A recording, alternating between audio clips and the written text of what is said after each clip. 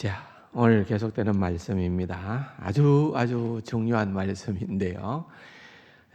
갈라디아서 5장 26절에서 또 6장 5절까지를 함께 읽도록 하겠습니다. 헛된 영광을 구하여 서로 노엽게 하거나 서로 투기하지 말지니라. 형제들아, 사람이 만일 무슨 범죄한 일이 드러나거든 신령한 너희는 온유한 심령으로 그러한 자를 바로잡고 너 자신을 살펴보아 너도 시험을 받을까 두려워하라. 너희가 짐을 서로 지라. 그리하여 그리스도의 법을 성취하라. 만일 누가 아무것도 되지 못하고 된 줄로 생각하면 스스로 속임이라. 각각 자기의 일을 살피라. 그리하면 자랑할 것이 자기에게는 있어도 남에게는 있지 아니하리니 각각 자기의 짐을 질 것이라. 아멘. 지금까지 이제 갈라디아서를 통하여서 복음의 그런 어떤 능력, 또 복음의 정말 진짜 그 의미를 함께 나누는 그런 복된 시간을 가졌습니다. 이제 막바지에 이르러서는 이것을, 이 복음의 능력을 어떻게 우리 그리스도인의 삶에서 구현시킬 것인가라고 하는 그러한 적용 부분들을 강조를 하고 있습니다. 제가 이 말씀을 또 준비를 하는 가운데에 참 오늘 우리 시대에 우리 특별히 한국 교회와 한국 교회 성도들에게는 정말 집중해서 이 말씀을 새기고 또 이 말씀대로 한번 살아보겠다는 그런 몸부림이 반드시 필요한 그런 말씀이다. 그렇게 확연히 느꼈습니다. 그렇기 때문에 이 말씀이 굉장히 중요한 말씀이에요. 우리가 이 좀 어려운 시기에 장로님도 그렇게 기도를 했습니다만은 한 번도 경험하지 못한 이런 시기를 살아가고 있습니다. 그런데 이러할 때에 우리가 하나님의 백성된 자로서 복음을 소유한 자로서 어떻게 살아야 할 것인가? 우리가 진짜 이때에 참 그리스도인의 면모를 보여줄 수 있다고 하면은 세상이 도전을 받을 수 있습니다. 세상을 변화시킬 수 있는 가능성이 있습니다. 왜? 복음은 살아있고 복음은 능력이기 때문에 그렇습니다. 우리가 그것을 다 제대로 담지 못하는 데 문제가 있어요. 그렇기 때문에 다시 한번 이 시간에 우리가 겸손한 마음으로 또는 회개하는 그러한 중심으로 주신 말씀을 새기고 그것을 각자가 우리의 삶의 현장에서 나타내 보이도록 노력하면은 선한 열매들이 맺히게 될 것이고 역사가 일어나게 될 줄로 믿습니다. 기대를 가지시고 오늘 이 말씀을 한번 함께 나누어 보면은 좋겠습니다. 신앙생활이라고 하는 것은 결국은 우리가 어떤 관계를 제대로 하느냐에 달려 있습니다. 하나님과의도 관계, 또한 성도들 간의 관계, 또는 믿지 않는 사람들 간의 관계, 더 관계입니다. 관계. 우리가 착각하는 것은 하나님과의 관계가 중요하고 다른 것은 그렇게 중요하지 않다라고 생각한다면 그것은 잘못된 생각입니다. 그 하나님과의 관계가 제대로 된 사람은요, 또한 사람과의 관계도 잘 됩니다. 또 잘 되어야 됩니다. 하나님과의 관계는 나는 잘 됐는데 사람과의 관계는 아니다. 이렇게 하는 것은 그것은 잘못된 것입니다.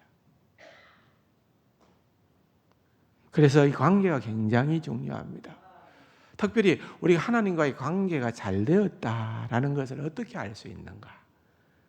사람과의 관계를 내가 얼마나 제대로 성경적으로 잘 하느냐로 증명된다는 것. 그러므로 특별히 우리가 눈에 보이는 사람과의 관계를 어떻게 제대로 하느냐라고 하는 것은 굉장히 중요하다는 것입니다. 그래서 오늘 본문의 5장 26절에 보면은 이 관계면을 다루고 있는 거예요. 헛된 영광을 구하며 서로 노엽게 하거나 서로 투기하지 말지니라. 우리가 아무리 하나님의 백성이 되었다 하더라도 우리가 여전히 남아있는 제약된 육의 소욕을 좇아서 본능대로 살고자 할 때에 나타나는 현상은 이런 어떤 헛된 영광이라는 거예요. 잘못된 명예욕이라는 거예요. 그런 것을 위해서 살려고 하게 되면은 우리에게 나타나는 두 가지 현상이 있는데, 하나는 이렇게 노엽게 하거나 서로 노엽게 하거나, 노엽게 하는 그 중심을 들어가서 보면은 결국은 내가 너보다 낫다는 거예요. 내가 너보다 낫다. 내가 모든 면에서 너보다 우월하다. 교만함이지요. 자만함이지요. 그러다 보니까 상대방을 깔봅니다. 낮추어 봅니다. 무시하게 된다는 것입니다. 노엽게 한다라고 하는 이 말은 남을 도발하여 싸우려고 하는 그런 경쟁적인 태도를, 왜? 상대방이 나를 내가 원하는 것만큼 인정해 주지 않을 때에, 이럴 수 있나? 네가 나를 이렇게 대할 수 있나? 노여움이 폭발하는 것. 또 다른 형태는 투기한다라는 겁니다.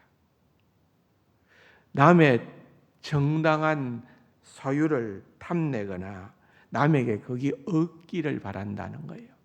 쉽게 말하면은 시기하고 질투한다는 겁니다. 이건 열등심으로 말미암아 비롯되는 겁니다. 제가 지금까지 오랫동안 신앙생활을 하면서 느끼는 것 가운데 하나는, 우리 그리스도인들이 마땅히 극복해야 될 과제가 있다면 이 열등감. 이 열등감이 그대로 선뿌리로 내게 남아 있으면은요, 우리가 그것이 항상 상대방을 향한 공격적 성향으로 열매를 맺습니다. 그래서 시기하거나 질투하거나 넘어뜨리거나, 저 사람이 저렇게 잘날 이유가 없는데 내보다 신앙생활을 더 그렇게 요별나게 잘하는 것도 아닌 것 같아 보이는데 왜 저래 잘 나가느냐, 태클을 겁니다. 넘어뜨립니다.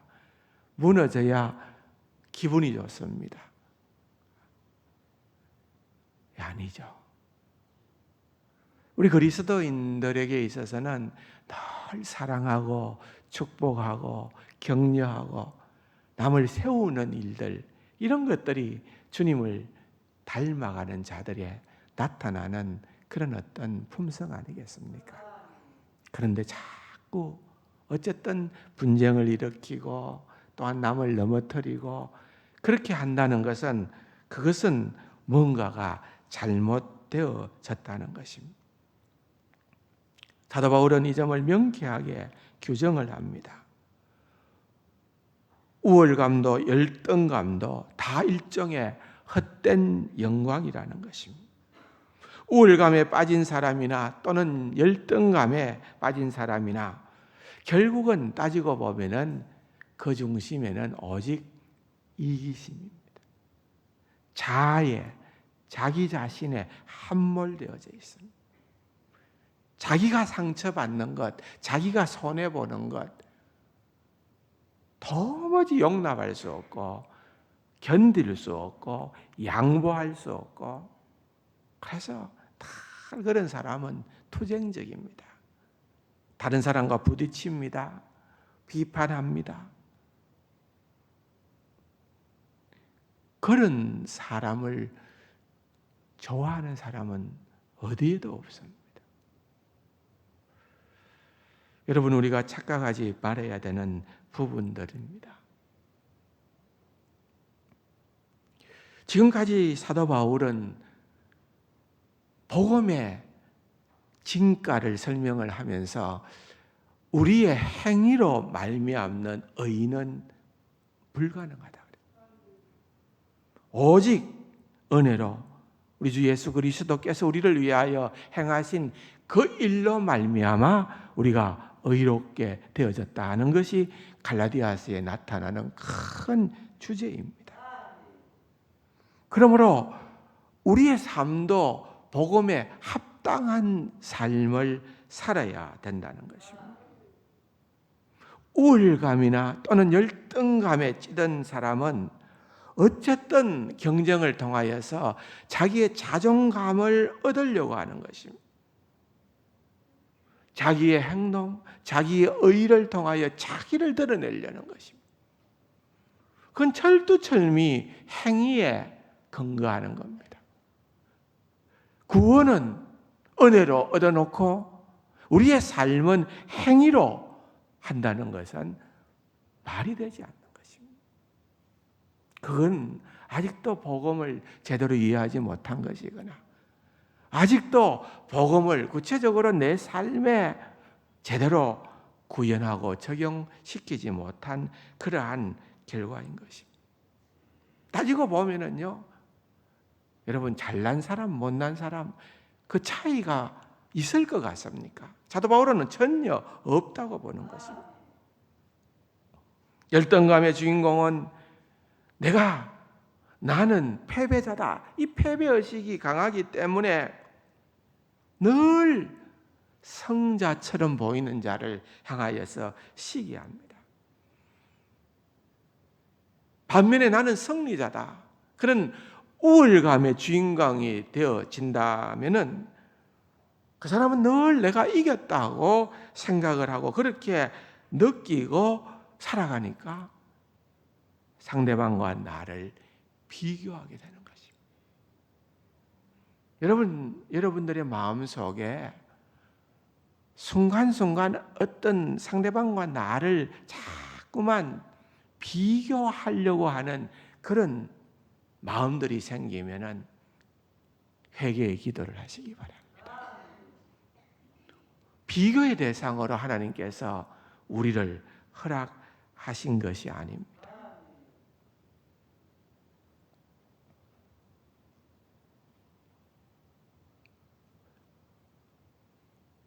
헛된 영광을 추구하는 일에 있어서는 노엽게 한다는 것과 투기한다는 것이 정반대로 보이지만은 실은 같은 것입니다.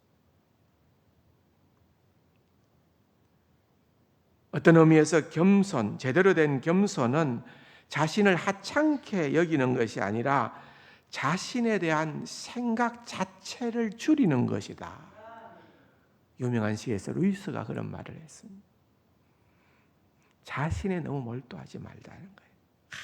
어떻게든 나를 세워야 되고 내가 인정받아야 되고 사람들이 나를 높여야 되고 나는 이런 일을 했으니까 반드시 사람들 앞에서 내 자신의 이름이 드러내야 되고 네.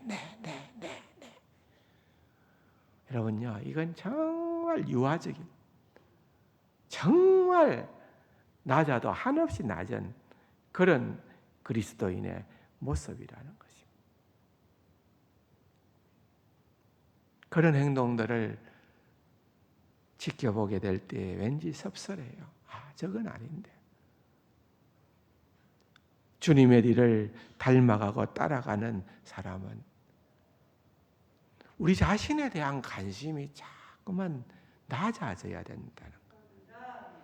그게 겸손이라는 거예요. 겸손이라는 거예요. 그래서 어떤 의미에서 26절을 요약하면은 명예욕 때문에 남을 멸시하거나 시기하지 말자. 내가 우월하게 생각하면 남을 멸시하고 내가 열등한 생각을 가지고 있으면 남을 시기하게 된다. 결국은 그 중심에는 보면은 비교하는 비교의식이 들어 있으니까 여러분 이것을 다 내려놓아야 된다는 것입니다.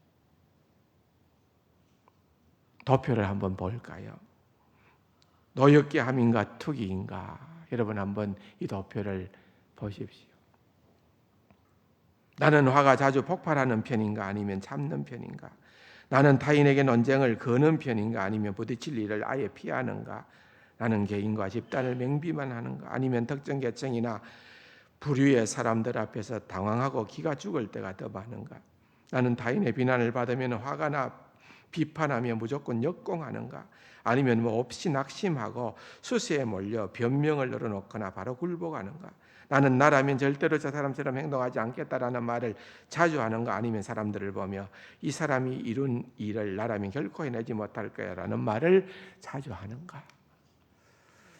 어쨌든 우월감 내지는 어쨌든 열등감으로 나타나는 반응들은 다 성령의 사람들의 삶의 태도가 아니라는 것입니다. 감사하게도 놀라웠게도 사도 바울은 우리 그리스도인들은 성령 안에서 이러한 것과 전혀 다른 새로운 자상을 입었다. 그렇게 설명하고 있습니다. 새롭게 되어졌다 이 말이에요. 새롭게 되어졌다. 진짜 복음의 비밀을 깨달아 알게 되면은 여러분 그러한 사람은 자만이나 자학에 빠지지 아니하고 오히려 담대하면서 더 겸손한 그러한 자리에 이르게 되어진다는 것입니다. 모든 인간관계에서 이것이 나타나게 된다는 것입니다. 나의 행위를 통한 의를 의지함으로 뭔가 자신의 가치를 드러내려고 하는 것이 아닙니다.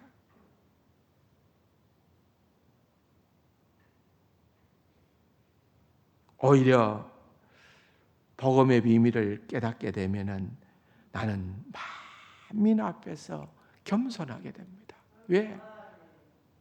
천에 하나 만에 하나 영원히 죽을 수밖에 없는 나를 그리스도께서 나를 은혜로 택하셔서 구원하여 주셨구나 생각을 하면은요 은혜로 구원받은 하나님의 백성이기 때문에 겸손할 수밖에 없고 또 반면에 이제 내가 구원받은 하나님의 자녀이기에 하나님의 보배로운 자녀이기에 우리는 당당해질 수밖에 없어요.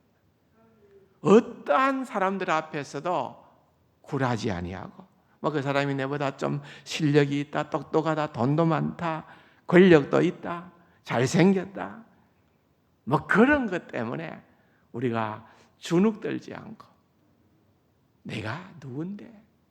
나 하나님의 사람이야. 나 하나님의 자녀야. 그것 하나만 가지고서도 우리는 담대해질 수 있는. 그래서 우리가 진짜 복음의 비밀을 알게 될 때에 갖추게 되는 그러한 품성은 담대함과 겸손이다. 담대함과 겸손이다. 라고 하는 사실을 알게 된다는 것입니다. 세상 사람들의 평가가 그렇게 두렵지 않습니다. 두려운 것은 나를 향한 종말론적인 하나님의 평가가 두려운 것입니다. 내가 다른 사람이나 내 자신을 향한 내 자신의 그런 생각이나 평가도 중요하지 않다는 것. 결국은 나도 이 사람과 똑같은 죄인에 불과하고 하나님의 은혜를 입은 자에 불과하다. 어떻게 생각을 하면은 저 사람이 내보다 훨씬 못해 보여도 저 사람이 처한 형편에서 하나님의 백성으로 반응하는 그 반응은 내를 그 자리에 갖다 놓으면은 내가 그렇게 절대로 못할 그러한 반응을 보이는 더 성숙한 그리스도인이다 라고 인정할 수도 있다. 그런 생각을 우리가 조금 해보게 되면은요, 절대 다른 사람을 괄시하거나 칼볼 일이 없습니다. 소중한 존재들이라는 것입니다. 갈라디아서 3장 26절에 보면은 너희가 다 믿음으로 그리스도 예수 안에서 하나님의 아들이 되었으니 너희가 다 구별 없다는 거예요. 그 갈라디아 교회 성도들 가운데에 온갖 부류의 사람들이 다 있었지 않겠습니까? 그런데 구별 없이 너희가 다 믿음으로 그리스도 예수 안에서 하나님의 아들이 되었다. 아, 얼마나 멋있는 표현인지 모르겠어요. 그리스도 예수 안에서 여러분 하나님의 백성이 되어졌다. 그 말입니다. 비교식 갖지 말고 이기적인 인생을 살지 않는 그것이 바로 성숙한 그리스도인의 모습이다. 그러면서 사도 바울이 6장으로 넘어옵니다. 형제들아 그랬어요. 여러분 우리가 우리 주변에 있는 성도들 이웃들을 향하여서 형제여 자매라고 진정으로 부를 수 있는 그러한 자들이어야 된다는 것입니다. 형제여 자매인데 어떻게 얼굴 붉힐 수 있습니까? 형제여 자매인데 어떻게 그의 허물을 비판하고 야단만 치고 혼만 내고 파괴적인 그러한 선언들만 하게 되겠습니까? 형제여 자매라면. 자 보세요. 6장 1절이 너무 귀한 말씀.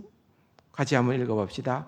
형제들아 사람이 만일 무슨 범죄한 일이 드러나거든 신령한 너희는 온유한 심령으로 그러한 자를 바로 잡고 너 자신을 살펴보아 너도 시험을 받을까 두려워하라.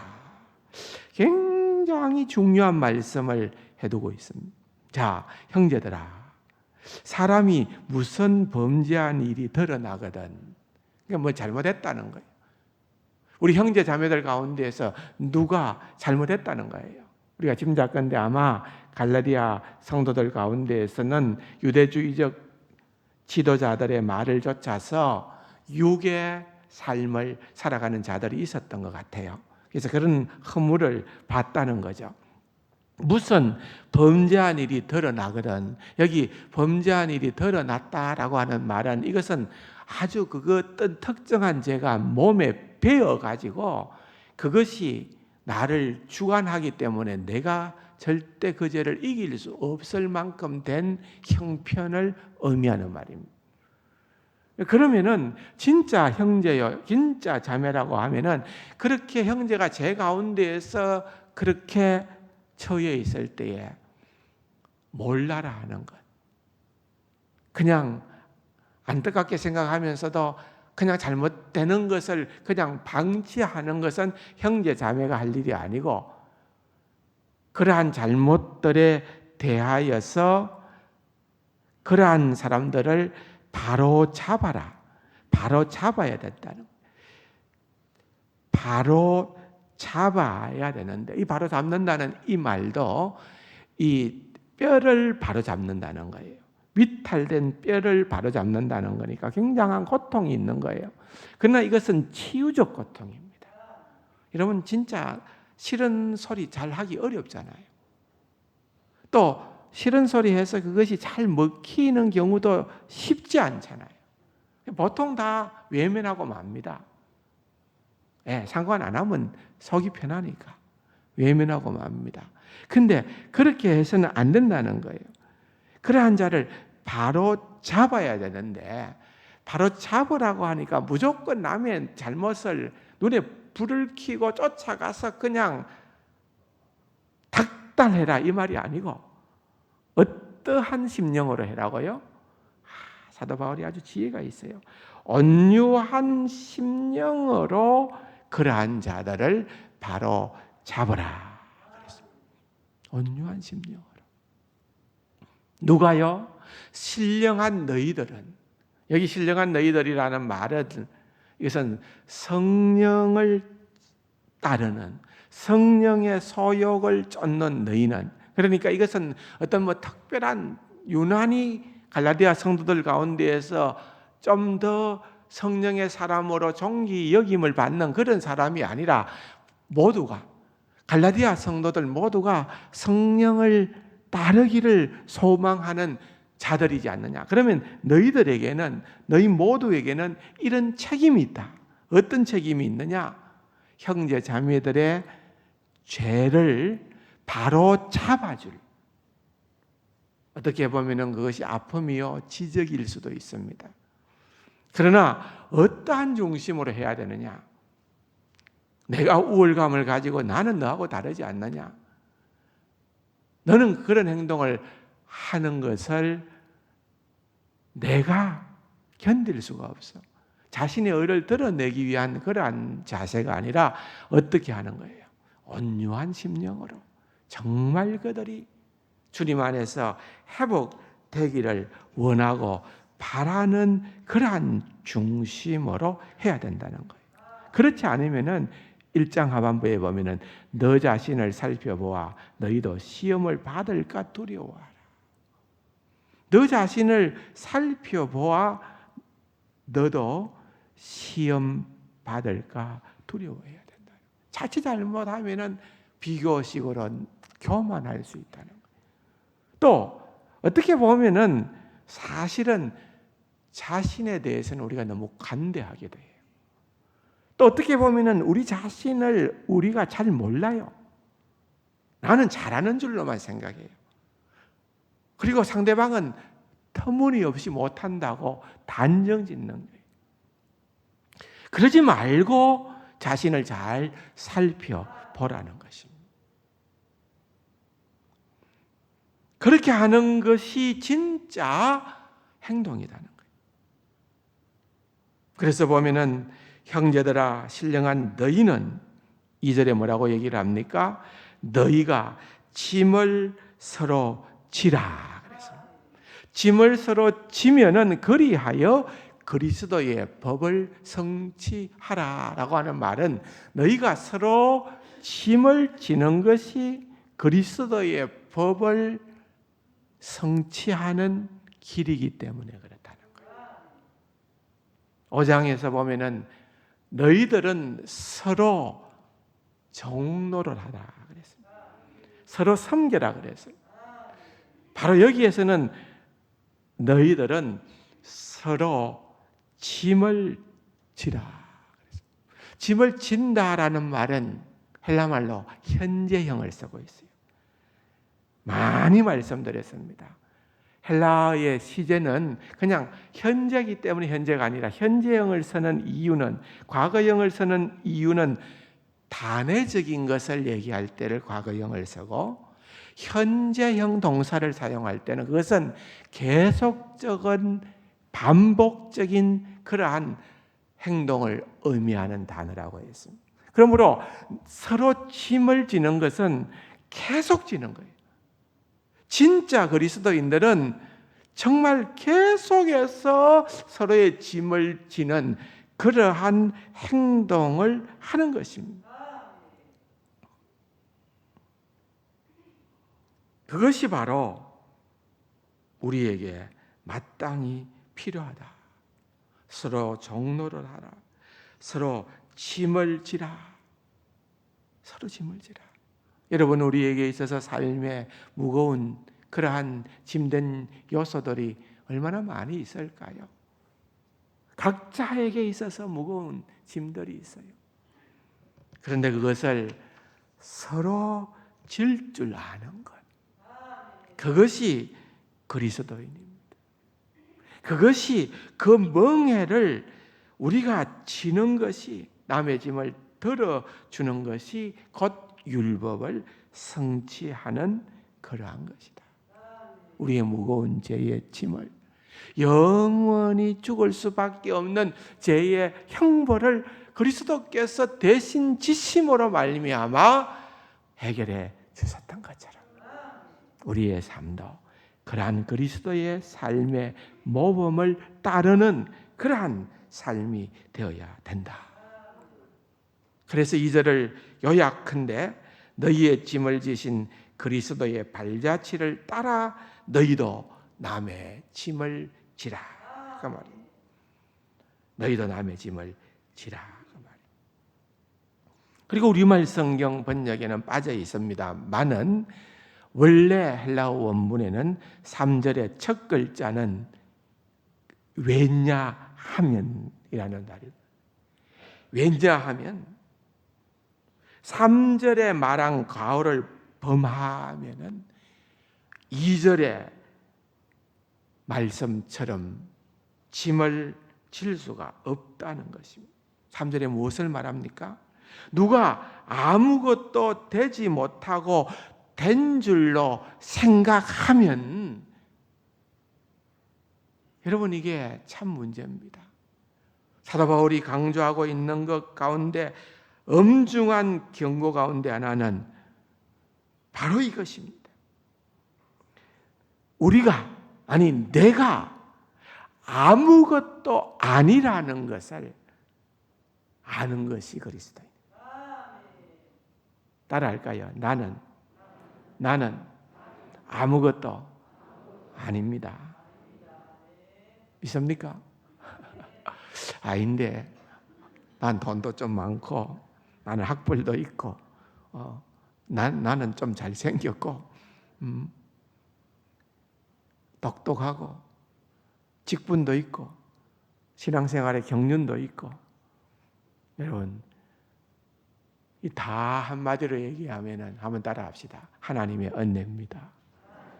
그죠? 하나님의 은혜로 되었다는 것을 알면은 언제나 내가 고백할 말은 나는 아무것도 아닙니다. 예? 내가 아무것도 아닌데 아무것도 아니게 대하는 것은 그건 뭡니까? 당연한 겁니다. 아무것도 아닌 자를 아무것도 아닌 것처럼 대하는데 왜 노여워하십니까? 예. 말이 안 되지 않습니까? 말은 아무것도 아닌데 나는 특별하다라고 그렇게 착각하는 것, 오해하는 것, 아주 엄중한 경고입니다. 사도 바울은 우리에게, 우리 각자가 나는 아무것도 아니다, 나는 아무것도 아니다 라고 하는 것을 알아야 된다는 거예요. 요한복음 15장 5절에 보면 나를 떠나서는 너희가 아무것도 할 수 없다, 주님께서 그렇게 말씀하셨습니다. 그러므로 남의 짐을 지려면 주님을 따르는 그리스도 중심의 겸손이 요구되는 것입니다. 그럼에도 불구하고 여러분 혹시 좀 자랑하고 싶으면은 4절에 룸을 하나 줍니다. 4절 봅시다. 각각 자기의 일을 살피라. 그리하면 자랑할 것이 자기에게는 있어도 남에게는 있지 아니하니라. 자랑하려면 남한테 자랑하지 말고 스스로에게 자랑하라. 재미는 없는지 모르겠습니다. 자기 자신에게 자랑할 수 있어요. 언제나 잘했다. 옛날 같았으면 그런 상황 가운데서 이래 돌출 행동했을 건데 네가 그래도 주님을 조금 더 닮아가지고 이렇게 참았구나, 이렇게 반응했구나, 잘했어. 자기 자신에게 그렇게 얘기해 주는 거예요. 앞으로 더 잘해, 격려하는 겁니다. 여러분, 이 왜 이런 말이 사도 바울로부터 나올까요? 우리는요, 산상수훈에 있는 말씀처럼 남의 눈에 있는 티는 잘 발견하면서 자기 눈에 있는 들보는 깨닫지 못하기 때문에 정말 우리는 어떤 의미에서는 별 볼 일 없는 사람입니다. 하나님의 은혜를 아는 자는 결단코 자기 자랑, 다른 사람에게 자기 자랑을 하는 그러한 자들이 아닙니다. 그러므로 여러분 오늘 2절에 나타난 본문과 5절에 나타난 본문의 강조점, 너희가 서로 짐을 지라. 5절 뭐라고 나옵니까? 각각 자기의 짐을 질지니라. 그래서 각각 자기의 짐을 질 것이라 그랬는데 이것은 미래형 동사예요. 짐을 질 것이다. 그런데 여러분 이게 굉장히 좀 달라요. 의미는 달라요. 서로의 남의 짐을 지는 것은 끊임없이 계속해야 되지만은 또한 너희들 각자에게 질 수 있는 그 짐을, 자기의 짐이 있는데 그 짐을 질 거라 하는 거예요. 그 짐은 어떤 짐인가? 본문의 내용은 그렇습니다. 우리가 서로 남의 짐을 지는 그 행동은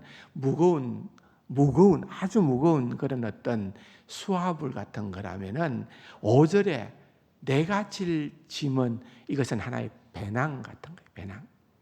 짐으로 번역됐지만은 그 무게는 다른 거예요. 그래서 우리 모두는 배낭을 짊어지고 있고 남의 짐을, 수화물을 내가 좀 덜어주는 역할을 해야 되는데 내가 질 이 배낭이, 이 짐은 어떤 의미에서 종말론적인 심판과 평가를 하나님으로부터 받을 수밖에 없는 것입니다. 모든 성경의 주석가들이 그렇게 얘기를 합니다. 이 짐은 종말론적이다. 그 말입니다. 갈라디아서 존 스타트의 그런 강의에 보면은 나누어 질 수 없는 짐이 하나 있으니 그랬습니다.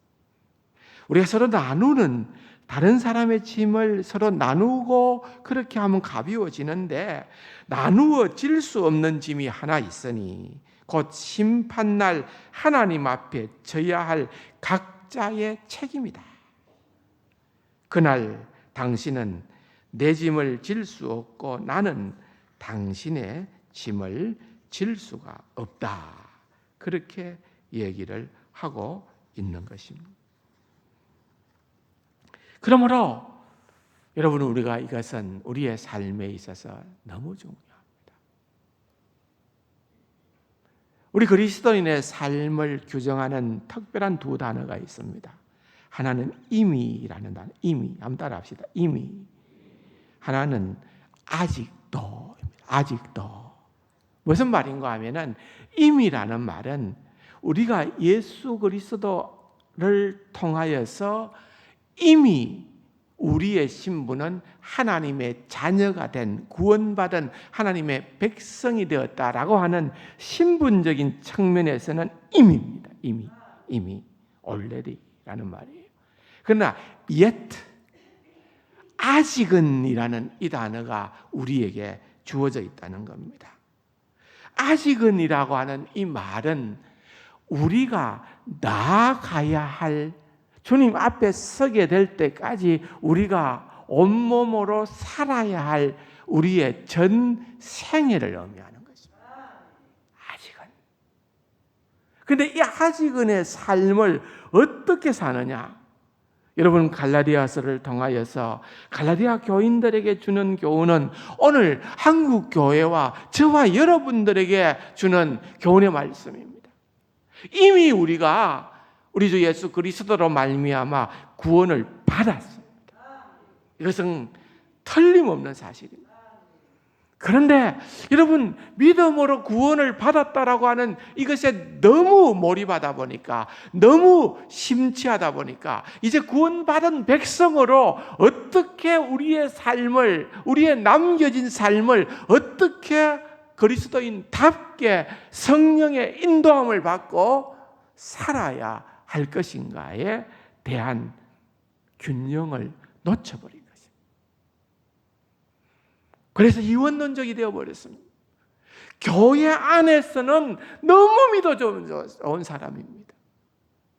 그런데 교회 밖에만 나가면은 세상 사람들이 도무지 이해할 수 없는, 세상 사람들에게 선한 영향력을 끼치고 그리스도의 향기가 되고 빛을 비추어야 되는 그러한 사람이어야 함에도 불구하고 오히려 세상 사람들로부터 예수 믿는 아무개가 손가락질을 당하는,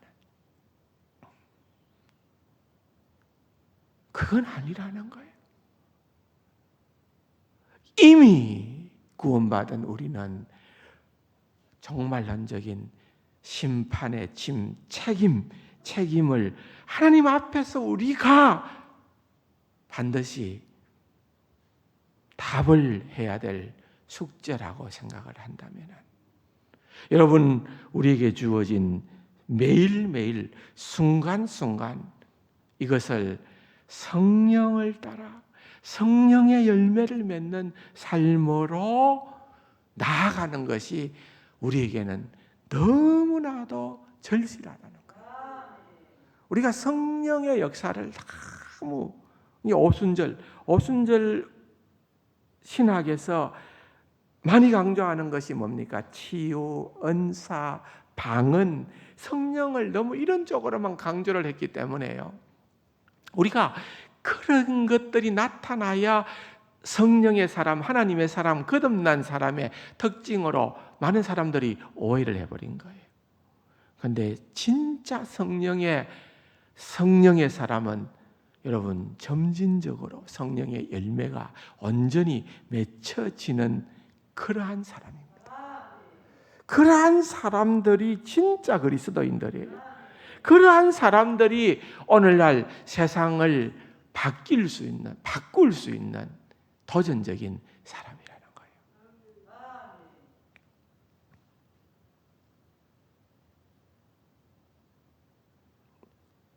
동영상을 보다 보니까 어떤 사람의 별명이 깨미남이라는 별명을 가졌어요. 깨미남이 뭐냐?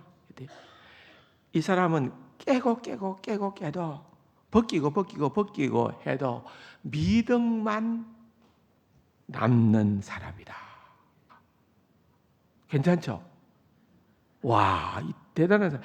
보통 청문회 과정에 들어가 보면은요, 멀쩡해 보이던 사람들도 온갖 비리가 다 드러나서 그냥 실망스러운 사람인데, 이 사람은 깨면 깰수록, 양파 껍질 벗기면 벗길수록 더 아름다운 모습, 미덕만 남는 그런 남자다. 내가 누구라고는 얘기 안 하겠습니다. 그러고 그 사람을 보니까 멋있어 보여요. 그런데 또 놀라운 사실은 그 사람의 또 다른 별명이 작은 예수다. 멋지잖아요?